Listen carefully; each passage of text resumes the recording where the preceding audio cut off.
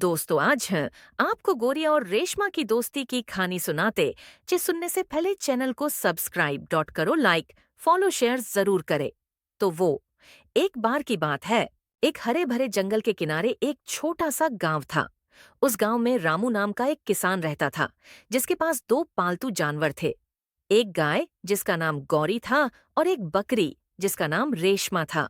गौरी गाय बहुत शक्तिशाली और सीधी थी। वह रामू के परिवार को रोजाना मीठा दूध देती थी। वहीं रेशमा बकरी तेज और फुर्तीली थी, लेकिन साथ ही थोड़ी घमंडी भी थी। एक दिन जब रामू उन्हें चरने के लिए मैदान में छोड़ आया, तो रेशमा बकरी ने गौरी गाय को ताना मारा। रेशमा बकरी बोली, गौरी, तुम कितनी धीमी हो। देखो, मैं 1 मिनट में कहाँ से कहाँ पहुंच गई। तुम तो बस एक जगह खड़े होकर घास चबाती रहती हो। मेरा दूध स्वादिष्ट है और मैं तुम्हें देखती हूँ, तुम्हारा दूध तो बस पीने के काम आता है। गौरी गाय ने शांति से घास चबाते हुए कहा, रेशमा बहन, हर किसी का अपना महत्व होता है। तुम तेज हो, लेकिन मैं ताकतवर हूँ और मैं रामू के परिवार को ज्यादा दूध देती हूँ। रेशमा को यह सुनकर और गुस्सा आया।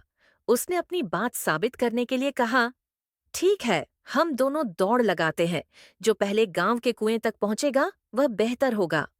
गौरी गाय ने मुस्कुराकर चुनौती स्वीकार कर ली। जैसे ही दौड़ शुरू हुई, रेशमा बकरी अपनी फुर्ती का इस्तेमाल करके तेजी से भागने लगी।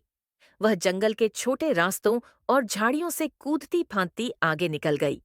वह खुद को विजेता मानकर बहुत खुश हो रही थी। लेकिन तभी अचानक मौसम बिगड़ने लगा। तेज बारिश शुरू हो गई और जंगल का रास्ता कीचड़ से भर गया। तेज बारिश में रेशमा बकरी की फुर्ती काम नहीं आई। उसका छोटा शरीर और पतले पैर कीचड़ में फिसलने लगे।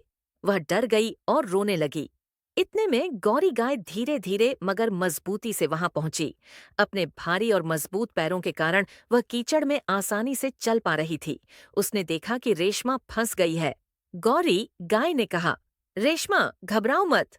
तुम मेरे पीछे पीछे चलो। मेरी ताकत से ये कीचड़ मुझे नहीं रोक पाएगा। रेशमा को अपनी गलती का एहसास हुआ। उसने अपने घमंड पर शर्मिंदा होते हुए गौरी का हाथ माना। गौरी धीरे धीरे कीचड़ से निकलती गई और रेशमा भी उसके बड़े बड़े पैरों के निशानों पर चलकर सुरक्षित रूप से बाहर निकल आई। जब वे दोनों सुरक्षित रूप से गांव के कुएं के पास पहुंचे, तो रेशमा ने गौरी से माफी मांगी। रेशमा बकरी बोली, गौरी, मुझे माफ कर दो। मैंने तुम्हारे महत्व को समझे बिना घमंड किया। आज तुम्हारी ताकत और समझदारी ने हम दोनों को बचाया। गौरी ने उसे गले लगाया और कहा, कोई बात नहीं रेशमा, हमें यह नहीं भूलना चाहिए कि हर किसी की अपनी खासियत होती है। हमें एक दूसरे का सम्मान करना चाहिए। कहानी से शिक्षा।